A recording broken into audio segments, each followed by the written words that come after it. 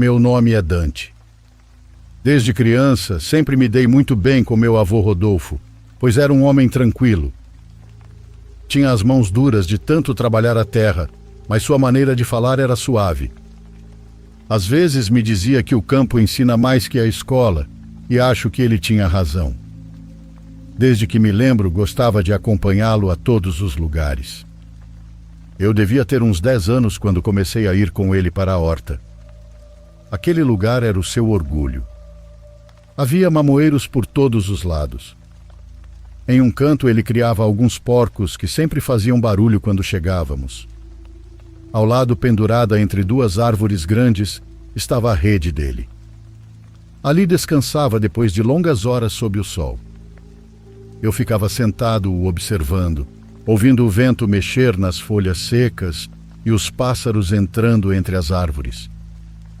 Era um lugar muito bonito. Cheirava a terra molhada, frutas maduras e lenha.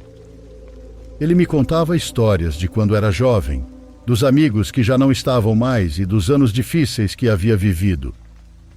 Era um homem sério, mas comigo sempre sorria.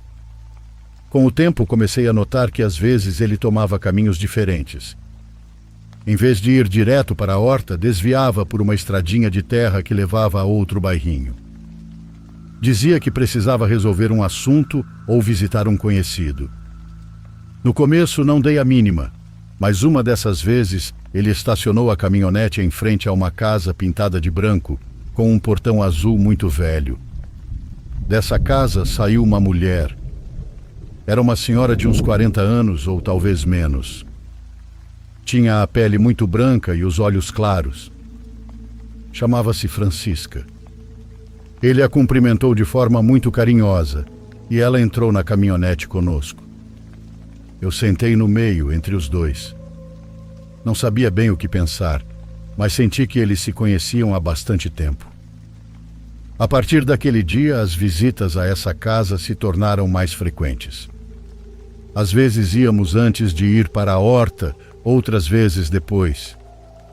Ela sempre levava alguma comida, refrigerantes ou algo que havia preparado. Parecia uma boa pessoa, pois me tratava bem, mas havia algo que eu não entendia. Notava que entre eles havia uma confiança diferente. Uma tarde, enquanto voltávamos para casa, meu avô me pediu que não contasse a ninguém sobre aquela mulher. Disse que ela era sua amiga e que havia gente que não entenderia. Naquele momento eu não compreendi muito bem o que ele queria dizer, mas prometi guardar o segredo. Fiz isso porque eu amava muito, mas às vezes me sentia mal. Chegava em casa, via minha avó esperando por ele com a comida pronta e me doía pensar que ele escondia algo dela. Com o tempo, a senhora Francisca passou a fazer parte dessas saídas. Nesses momentos eu entendia, mesmo sendo pequeno, que havia algo mais entre eles. Não posso dizer que eu não gostava dela, mas toda vez que voltávamos, sentia uma coisa no peito. Sentia culpa ao ver minha avó lavando a louça ou esperando por ele no quintal. Meu avô agia normalmente, como se nada estivesse acontecendo, e eu fazia o mesmo, embora por dentro me sentisse estranho. Depois que tudo veio à tona, as coisas mudaram completamente na minha família. Minha avó foi a primeira a perceber. Não sei exatamente como ela descobriu, mas lembro que naquela tarde os gritos podiam ser ouvidos até a rua. Meu avô tentava se explicar, mas ela não o deixava falar. Chorava e o acusava de tudo. Dizia que ele a havia humilhado e que todo mundo iria saber. Eu estava escondido atrás da porta. Sentia medo. Minha avó jogou as roupas dele no chão, bem na frente da casa. Disse que não queria vê-lo nunca mais. E minha mãe chegou pouco depois. Quando soube, ficou com raiva de mim também. Perguntou por que eu não tinha dito nada. Eu não soube o que responder. Apenas fiquei calado. Era só uma criança e não queria que ninguém ficasse bravo comigo. Essa foi a última vez que saí com meu avô. Desde então, nunca mais o vi da mesma forma. Ele foi morar em outra parte do bairro, com alguns parentes, e o boato se espalhou rápido. Em poucos dias, todos sabiam o que havia acontecido.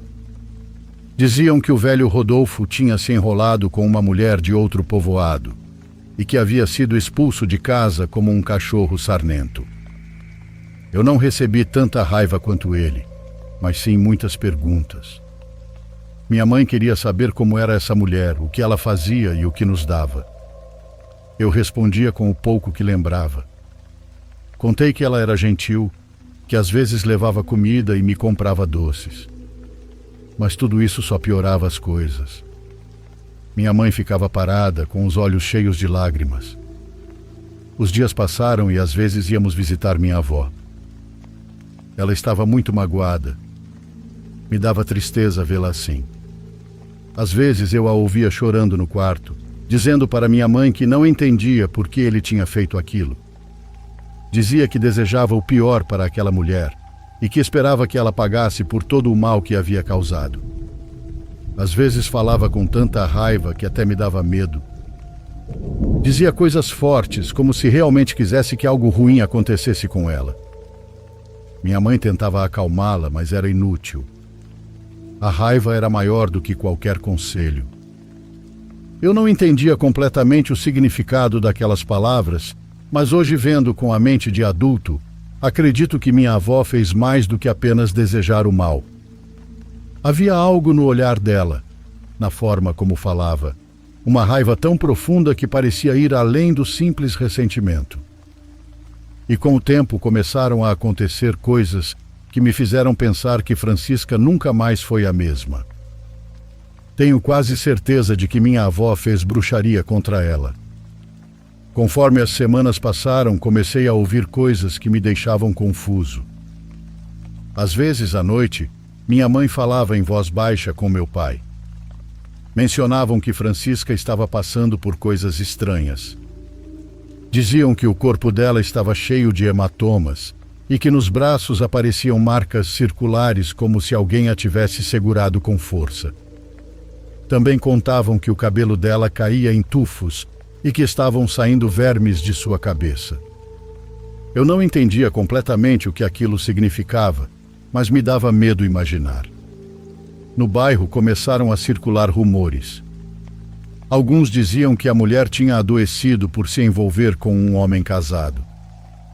Outros afirmavam que alguém tinha feito bruxaria nela, e embora ninguém dissesse diretamente, todos sabiam de quem estavam falando. Contavam que o rosto dela havia mudado muito, estava abatida, com os olhos fundos e os lábios ressecados. Já quase não saía de casa. Também diziam que havia emagrecido muito rápido, como se estivesse secando por dentro. Cada versão era diferente, mas todas coincidiam em uma coisa: o estado dela piorava a cada dia. Uma tarde, lembro que uma das filhas de Francisca foi até nossa casa. Minha mãe estava no quintal lavando roupa e a moça parou na rua. Gritou dali, pedindo que parassem de fazer mal à mãe dela. Dizia que sabiam que algo obscuro estavam fazendo, porque a mulher estava muito doente. Minha mãe não quis se aproximar, apenas entrou em casa com o rosto sério. Eu ouvi tudo de dentro e não entendia bem a que aquela mulher se referia. Não sabia exatamente o que era essa tal de bruxaria. Com o passar dos dias, comecei a notar a mudança na minha avó. Ela falava diferente e já não chorava como antes. Agora sorria quando mencionavam Francisca. Dizia que ela estava indo mal e que aquilo era só o começo. Às vezes até ria.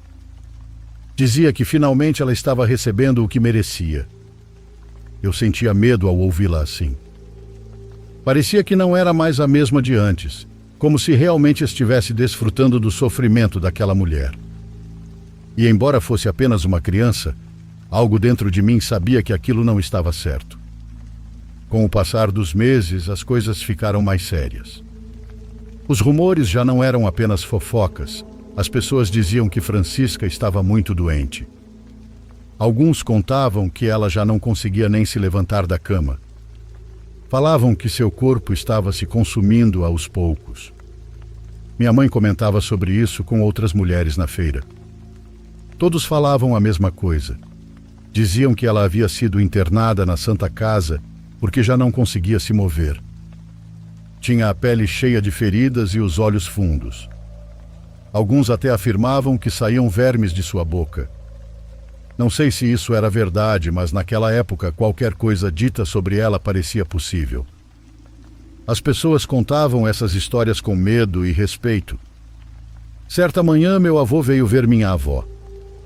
Ouvi quando ele chegou e parecia nervoso. Segurava o chapéu nas mãos e tinha o rosto cansado.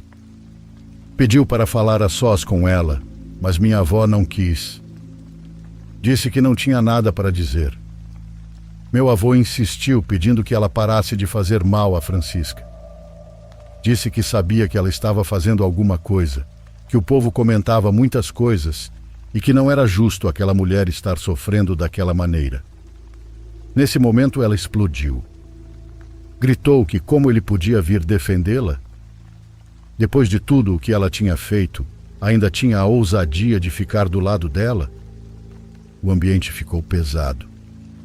Meu avô não levantou a voz, apenas baixou a cabeça e pediu perdão. Disse que tudo era culpa dele e que se arrependia do que havia acontecido. Mas também disse que não estava certo o que ela estava fazendo. Minha avó começou a chorar. Entre soluços, disse que não estava fazendo nada, que não acreditasse no que as pessoas diziam e que ela não era nenhuma bruxa. Infelizmente, Francisca não conseguiu se recuperar e faleceu quase 2 meses depois de ter sido internada.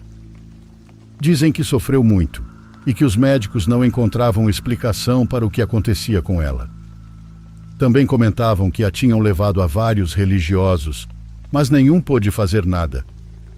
No bairro, as opiniões estavam divididas. Havia mulheres que diziam que aquilo lhe acontecia por se meter em lares alheios e que era o castigo que merecia por ter tirado o marido de outra. Mas também havia aquelas que sentiam pena dela, porque diziam que nunca teve fama de ser má pessoa, que talvez apenas tivesse se equivocado. Meu avô, por sua vez, ficou muito mal visto. As pessoas já não o cumprimentavam do mesmo jeito e diziam que ele havia levado a tragédia para a mulher. Outros asseguravam que foi a feitiçaria da minha avó que acabou com os dois. De qualquer forma, todos falavam. Lembro que naqueles dias, meu avô parecia diferente.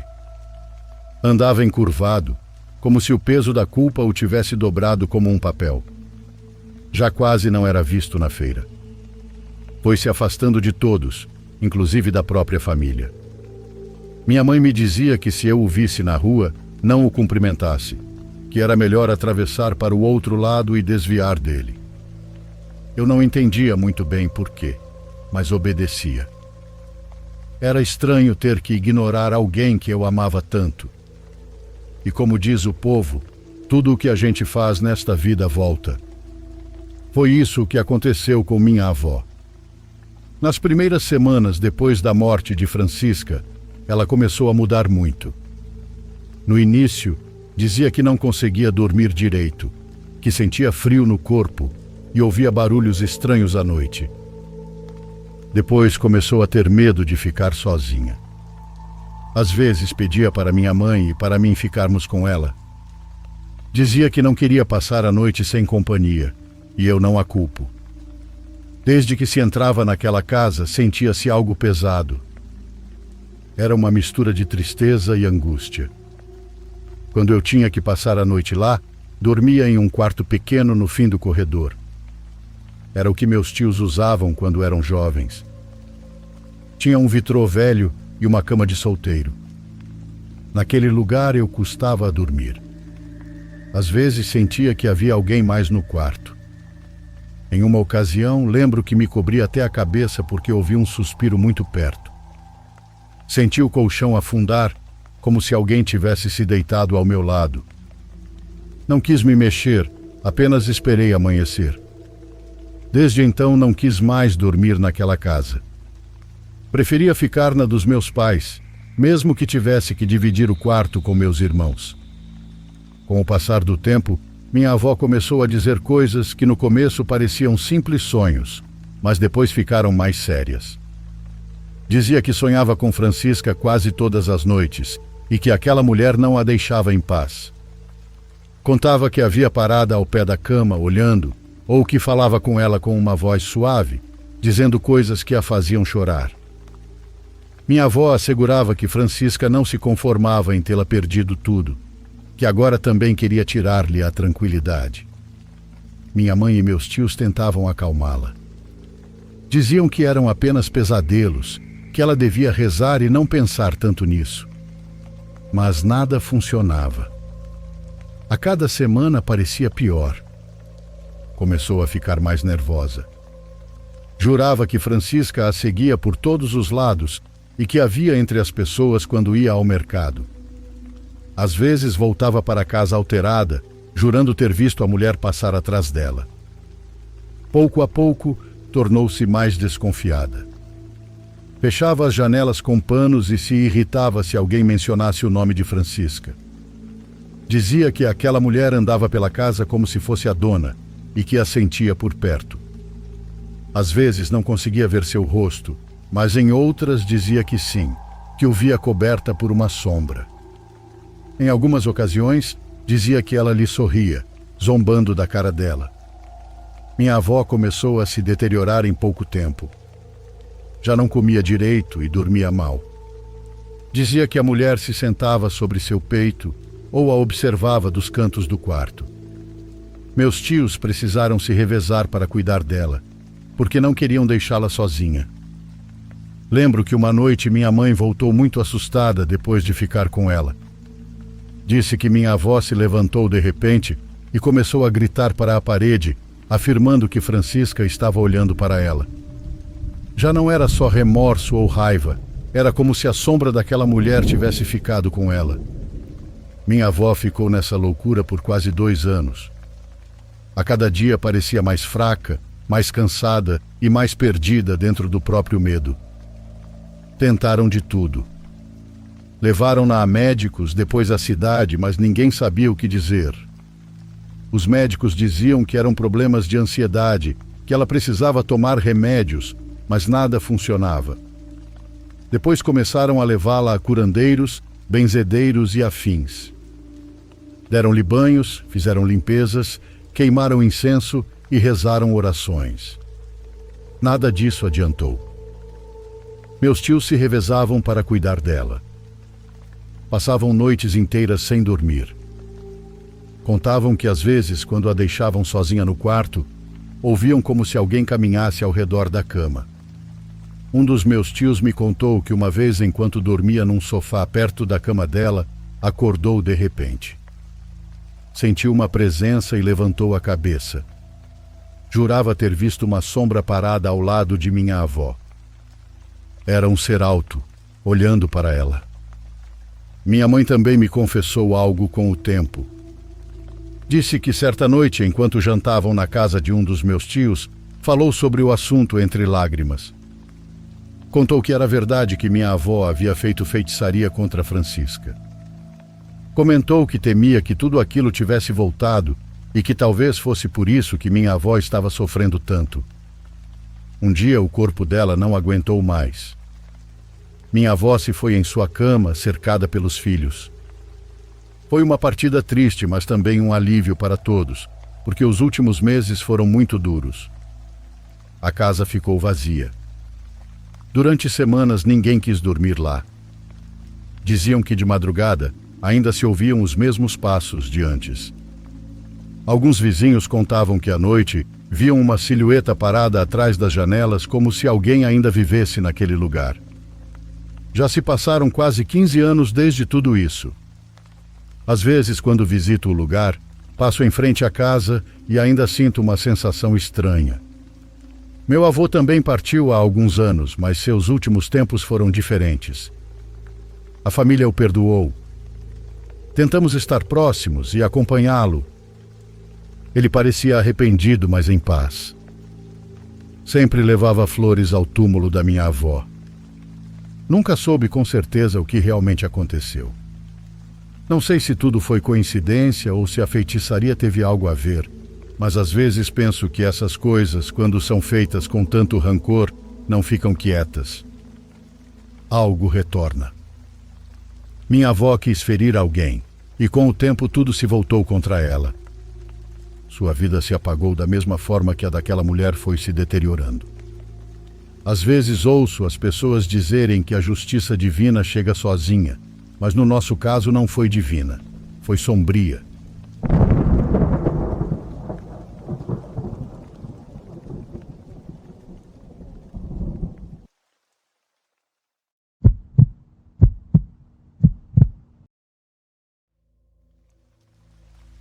Oi, tudo bem com vocês? Meu nome é Patrícia Ramos, tenho 34 anos e trabalho como enfermeira aqui em Campinas. Não costumo mandar esse tipo de mensagem, nem sou de acreditar em histórias de fantasmas.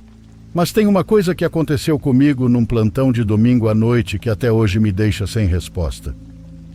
Já faz mais de 6 anos, e mesmo assim às vezes eu ainda sonho com aquilo. Eu lembro desse dia como se fosse ontem. Era final de outubro e o tempo estava fechado. Fora isso, fazia aquele calor abafado antes da chuva, sabe? Eu tinha passado o domingo inteiro meio cansada, resolvendo umas coisas em casa, lavando roupa e preparando comida para a semana. Por volta das 6 da tarde, comecei a me arrumar para o plantão.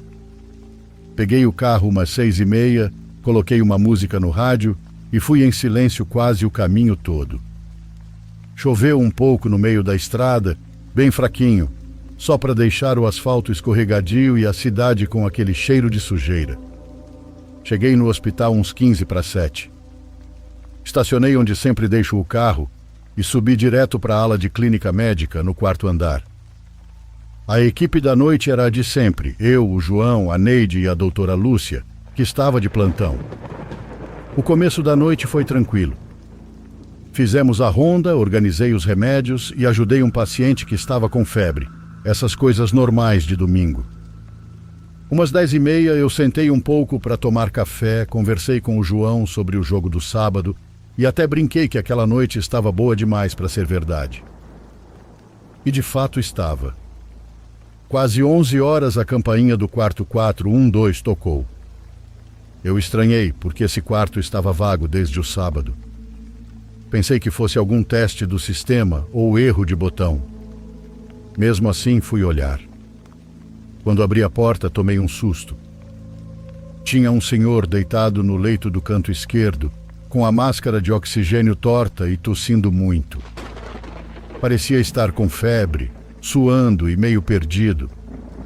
Falei com ele, perguntando se estava tudo bem. Ele só balançou a cabeça e disse com uma voz fraca: "Tá doendo para respirar." Corri até ele, ajustei a máscara e peguei os sinais. A pressão estava meio baixa, respiração pesada e tudo indicava pneumonia. Anotei os dados na prancheta e fui chamar a doutora Lúcia. Ela estranhou, perguntou se era paciente novo e eu disse que não sabia, que talvez fosse internação de última hora. A gente foi juntas até o quarto. Ela examinou o homem e me pediu para abrir uma ficha provisória enquanto providenciava antibiótico e oxigênio contínuo. Eu perguntei o nome dele e ele respondeu: Antônio dos Reis. Disse que morava no Jardim Florence e que estava internado fazia uns dias, o que não fazia sentido porque ninguém lembrava dele ali. Mesmo assim, fiz o que tinha que fazer. Preenchi a ficha, coloquei os remédios, ajeitei o travesseiro e deixei ele mais confortável. O homem parecia mais tranquilo e respirava melhor. Ele me agradeceu com os olhos, daquele jeito calado de quem não quer incomodar. Depois disso, continuei o plantão normalmente. Lá para 1h30 da manhã, passei de novo no quarto para ver se estava tudo certo. Ele estava dormindo. Eu olhei rápido, fechei a porta e segui a ronda. 3 da manhã fui para o computador dar baixa nas medicações e registrar os atendimentos. Procurei a ficha do Antônio dos Reis no sistema, mas não achei nada. Tentei de novo, digitando só Antônio, depois só dos Reis e nada. Fui procurar pelo número do leito e apareceu vago. Aí pensei que devia ter feito o registro errado, ou que o sistema travou. Fui até o quarto para confirmar o nome completo e o quarto estava vazio. Lençol dobrado, travesseiro ajeitado e a máscara pendurada. Nenhum sinal de que alguém tinha estado ali. Chamei o João para perguntar se transferiram o paciente. Ele olhou para minha cara e disse: "Que paciente, Patrícia? O quarto está vazio desde sábado." Achei que ele estava brincando, mas ele falou sério. Fui até a doutora Lúcia, que estava na sala dela, e perguntei: "Você não examinou comigo aquele senhor?" Ela me olhou confusa e disse: "Patrícia, eu não atendi ninguém assim hoje." Nessa hora chegou a me dar tontura.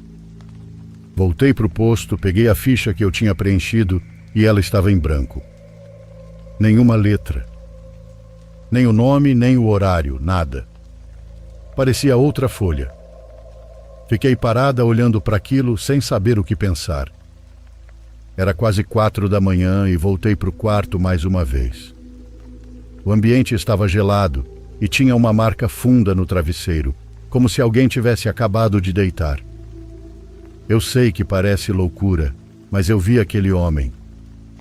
Eu toquei nele, medi a pressão, apliquei o remédio e escutei ele tossindo. Não foi sonho, não foi imaginação. Guardei para mim, claro, pois quem ia acreditar? Continuei o plantão fingindo normalidade, mas não consegui parar de pensar naquilo. Quando o dia amanheceu, fui para o vestiário trocar de roupa e fiquei uns minutos parada olhando para o chão, tentando convencer minha cabeça de que eu estava cansada demais. Na noite seguinte, passei propositalmente pelo quarto.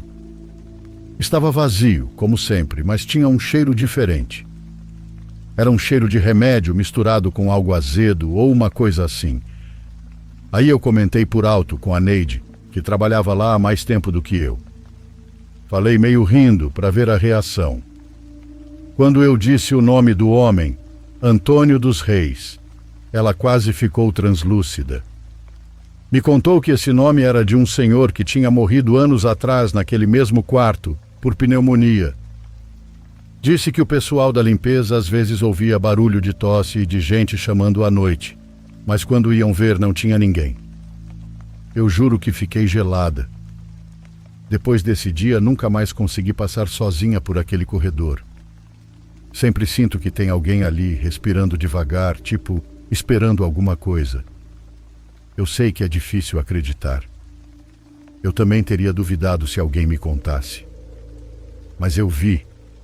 E o pior é que não foi um vulto. Foi como se fosse carne e osso. Um homem que parecia de verdade. Escrevi esse e-mail porque não aguentava mais ficar com isso guardado. Não quero provar nada, só precisava dividir com alguém. Não sei o que era aquilo, mas foi real para mim. Obrigada por me ler.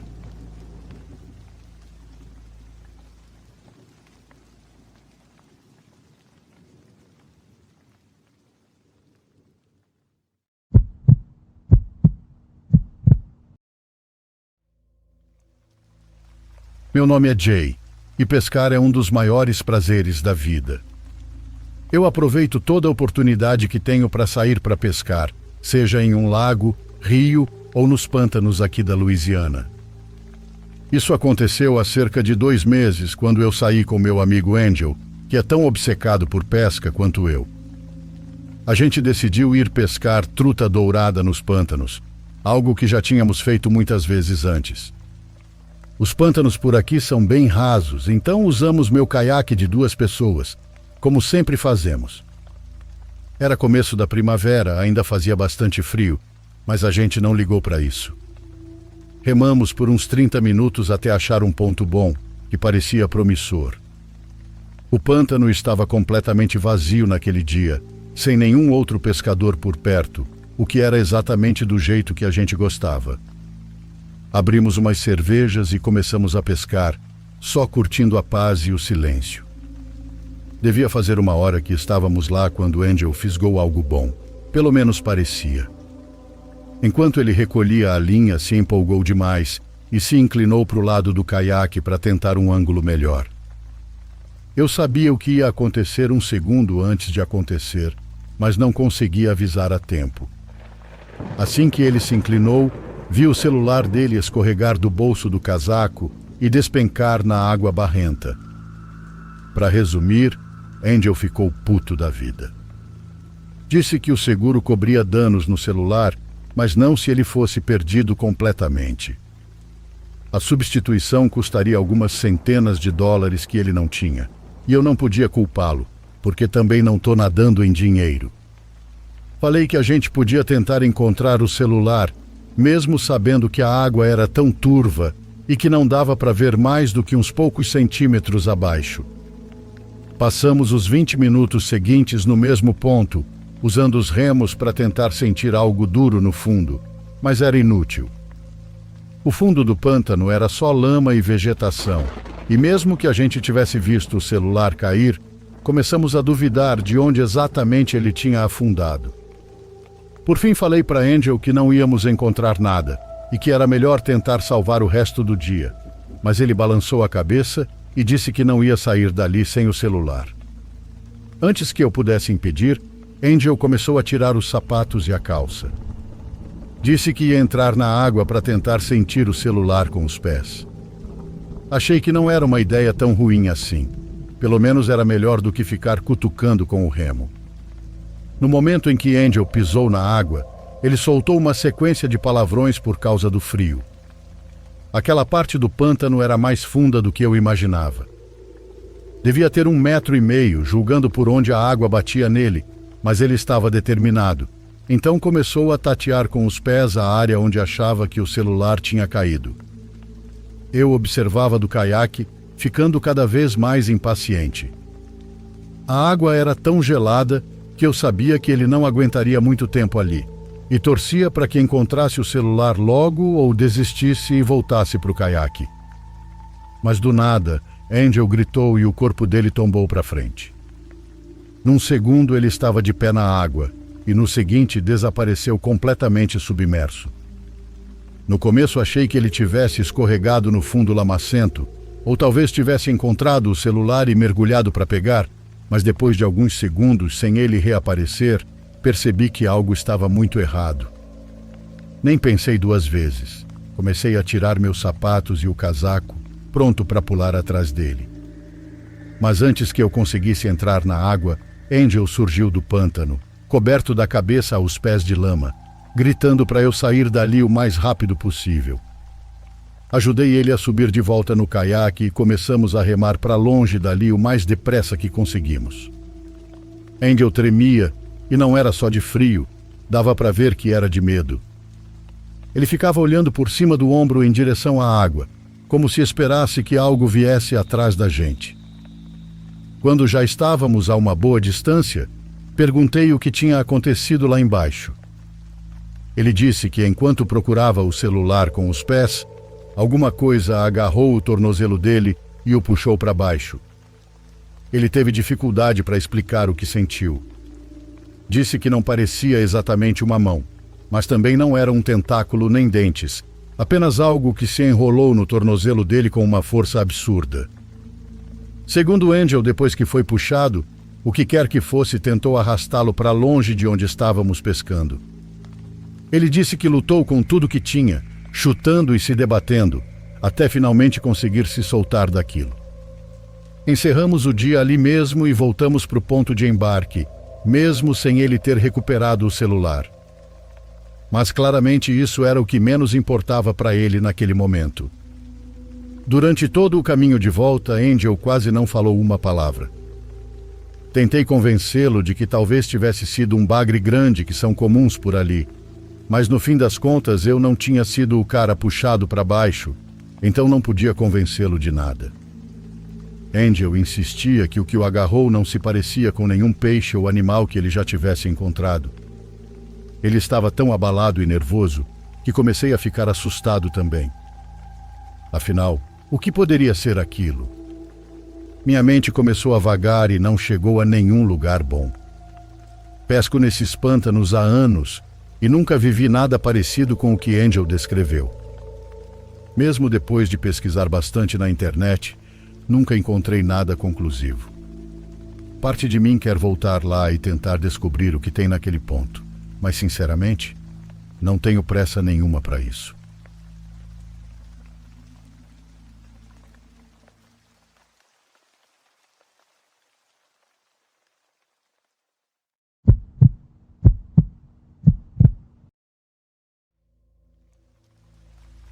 Existe um lago onde meu irmão e eu costumávamos pescar. A gente usava isca viva, geralmente grilos ou minhocas, e pegávamos 1 tonelada de peixes. Era muito divertido, e algumas daquelas primeiras memórias são a razão de eu ter sido um pescador tão dedicado durante a maior parte da minha vida. O lago não era o ponto de pesca mais popular, apesar de ser bem abastecido, pelo que me lembro. Acho que a maioria dos moradores achava o lugar inconveniente e inacessível, a menos que você estivesse disposto a caminhar um pouco pela mata, o que meu irmão e eu sempre estávamos. O isolamento era, na verdade, uma das minhas coisas favoritas nele, quase como se eu estivesse compartilhando uma atividade privada que nem todo mundo podia experimentar. Todo mundo sabe que a melhor pesca em lago acontece em períodos de pouca luz, ou seja, bem cedo de manhã ou no fim da tarde. É mais comum acordar ao raiar do dia e sair cedo, mas meu irmão e eu desenvolvemos o hábito de ir mais tarde e ficar até a noite. Era o nosso substituto para o que a maioria dos adolescentes fazia naquele horário no fim de semana, provavelmente festas e afins. Era uma noite de sexta-feira e tudo estava saindo como planejado. Chegamos ao lago justamente quando o sol começou a se pôr, e quando já estávamos com as iscas prontas, o sol desapareceu no horizonte. Ficamos posicionados na beira do lago, sobre uma pequena formação de rochas que fazia uma superfície confortável para a gente e todo o nosso equipamento extra. Era algo que já tínhamos feito centenas de vezes. Só que enquanto pescávamos, algo chamou minha atenção do outro lado do lago. Havia movimento na água e, pelo tamanho das ondulações, me surpreendi por ter demorado tanto para notar. Apontei para o Jorge e nós dois forçamos a vista em confusão, tentando entender o que estava causando aquilo. Tenha em mente que aquele lago era bem grande, com a baixa visibilidade, e não dava para enxergar perfeitamente o outro lado. Mas então, enquanto olhávamos para as ondulações, algo aconteceu que eu nunca esperaria nem em 1 milhão de anos. Uma massa escura começou a subir da água exatamente onde as ondulações estavam, e no momento em que emergiu, minha suposição de que era um peixe enorme foi imediatamente descartada. Não era um peixe, pois era grande demais e estava em posição muito ereta. Só havia uma explicação de verdade. Acho que meu irmão e eu percebemos ao mesmo tempo, porque ouvi ele xingando ao mesmo tempo que eu. Era uma pessoa. Pense em como isso é estranho por si só. Não só havia uma pessoa num lago praticamente privado, depois do pôr do sol, como tinha acabado de sair debaixo da água. E não apenas isso, devia estar lá embaixo havia um bom tempo, caso contrário a gente já teria percebido antes. Aquilo foi assustador o suficiente para acelerar meu coração e senti um impulso forte de ir embora dali. Meu irmão não queria, dizendo que tínhamos acabado de chegar e aquela pessoa estava muito longe para ter qualquer tipo de influência sobre nós. Achei que ele não estava errado, então passamos os minutos seguintes apenas observando a pessoa dentro do lago, tentando racionalizar aquela visão. Ela balançava o corpo de um lado para o outro, quase de forma hipnotizante. Seus movimentos não eram bruscos, mas perfeitamente fluidos, como se ela controlasse a água ao redor, em vez de apenas se mover através dela. Nossas varas de pesca estavam praticamente esquecidas naquele ponto, largadas ali enquanto nós dois mantínhamos a atenção fixa na cena estranha do outro lado. Seria possível que estivesse pescando? Não, ridículo. Jamais ouvi falar de alguém pescando debaixo d'água. Jorge disse que talvez estivesse só curtindo um mergulho noturno, o que até seria plausível. Porém, foi até eu encostar a mão na água e puxá-la de volta imediatamente ao sentir o gelo que era. Você teria que ser um psicopata para curtir nadar naquela temperatura. Sem muito mais o que fazer além de ignorar e continuar pescando, tentei sair daquele transe. Incentivei meu irmão a fazer o mesmo, mas quando olhei para ele, percebi que ele estava muito mais vidrado, ou muito mais assustado, do que eu. Talvez os dois. Em vez de acatar meu conselho, ele ficou ali parado com os lábios levemente abertos e os olhos vidrados no lago. Ele nem segurava mais a vara. Chamei seu nome algumas vezes, antes que finalmente ele desviasse o olhar e instintivamente pegasse de volta. Com um pequeno sacudir da mão, ele disse: "Foi mal", e tentamos retomar a pescaria, embora estivesse bem claro que nossa atenção estava em outro lugar. Não sei bem o que eu esperava que acontecesse. Acho que imaginei que aquela pessoa eventualmente sairia do lago, notaria nossa presença, ou faria algo além de apenas ficar ali. Depois de alguns minutos lançando e recolhendo sem pensar em nada, Jorge tocou meu ombro e disse: "Olha." Olhei para o outro lado do lago no exato instante em que a pessoa mergulhou de novo, desaparecendo embaixo da água. Fiquei encarando o ponto onde ela esteve um instante antes, esperando que reaparecesse a qualquer momento, mas não reapareceu. 1 minuto se passou, depois outro, e percebi que Jorge estava com o cronômetro do celular rodando. Quando passou de 2 minutos, fiquei cada vez mais surpreso com quanto tempo a pessoa estava segurando a respiração. Jorge teorizou que talvez fosse alguém treinando, e eu quase ri da ideia de um mergulhador olímpico testando sua capacidade pulmonar ali, num lago sujo no meio do nada, depois do pôr do sol. De repente, a ideia deixou de ser engraçada e comecei a guardar minhas coisas, dizendo ao meu irmão que a gente ia embora, mas ele me segurou, dizendo que queria ver quanto tempo ela aguentaria. Respondi: "Tá bom", mas continuei guardando as coisas, com aquela vontade de ir embora crescendo novamente. Logo antes dos 3 minutos, notei novas ondulações na água, só que desta vez estavam muito, muito mais perto. A constatação de que aquela pessoa não apenas segurou a respiração por 3 minutos, mas fez isso enquanto nadava, foi suficiente para eu levantar a voz com Jorge. Dessa vez ele não discutiu.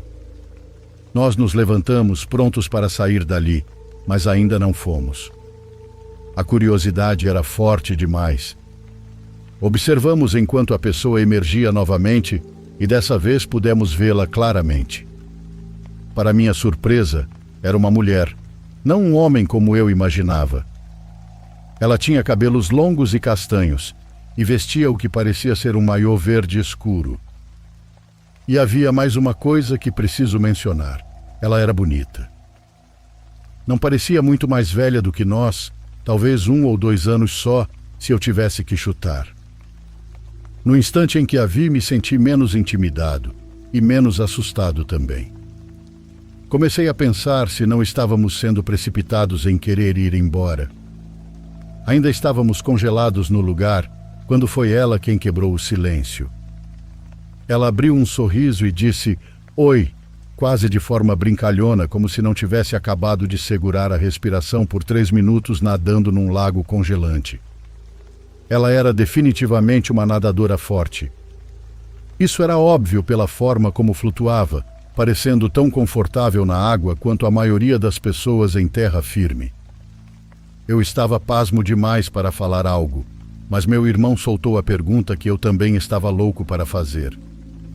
Ele perguntou o que ela estava fazendo e eu precisei me lembrar que ela estava agindo como uma maluca, por mais inofensiva que parecesse.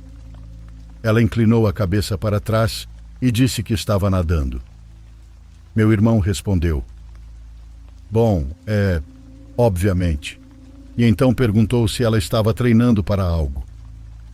Ela nos deu outro sorriso e respondeu: "Algo assim", e nadou um pouco mais perto. Então ela realmente perguntou se queríamos entrar na água com ela.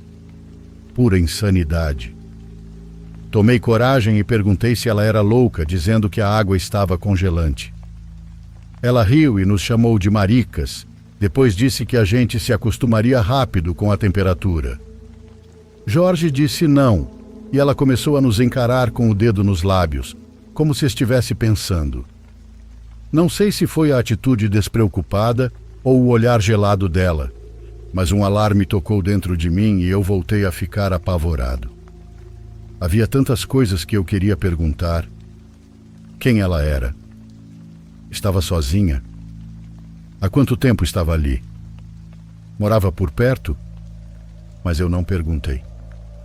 Em vez disso, apenas puxei o ombro do Jorge e disse à garota bonita do lago que estávamos indo embora. Não sei bem o que eu esperava que ela fizesse, mas definitivamente não esperava que ela começasse a gritar. Ela gritou, "Não!" E eu tropecei para trás, só de susto. Meu irmão e eu nos certificamos de não deixar nada para trás e começamos a correr para longe do lago. Mas ela continuou gritando atrás da gente. Ela nos chamava para voltar e entrar na água. Como se isso não fosse assustador o suficiente, chegou um momento em que ela simplesmente começou a berrar. Sem palavras, apenas gritos. Soava como alguém sendo esfaqueado. Eu ainda conseguia ouvi-la quando estávamos na metade do caminho até o carro. Parte de mim esperava que ela saísse da água e viesse correndo atrás de nós, mas não sei se ela fez isso. Quando chegamos ao carro, Jorge já estava no telefone com a polícia. Ele contou o que tinha acontecido e mesmo eles pedindo para ficarmos por perto para sermos questionados, ele disse que não se sentia à vontade com isso e desligou. Eu provavelmente teria feito o mesmo. Você pode achar que essa experiência teria nos desmotivado a voltar lá, e teve esse efeito, mas só por um tempo. Na verdade, voltamos várias vezes depois disso, mas nas primeiras saídas, fizemos questão de levar nosso pai junto. Demorou para convencê-lo a acreditar na nossa história, mas no fim ele acreditou. Ele ficou curioso e queria ver a garota estranha com os próprios olhos, mas nunca vimos ela de novo. Pelo que sabemos, a polícia podia ter encontrado e lidado com ela do jeito que achassem melhor. Eventualmente virou até uma piada interna entre meu irmão e eu. Chegou a um ponto em que toda vez que pescávamos naquele lago, uma parte de nós queria vê-la de novo. Mas agora que passou mais tempo, e aquele lago já não faz mais parte da minha vida, comecei a reconhecer o quão estranho e assustador tudo aquilo foi. Provavelmente ela só tinha algum problema mental. Essa foi a explicação em que decidi acreditar. Meu irmão tem algumas teorias interessantes, mas todas elas puxam para o sobrenatural.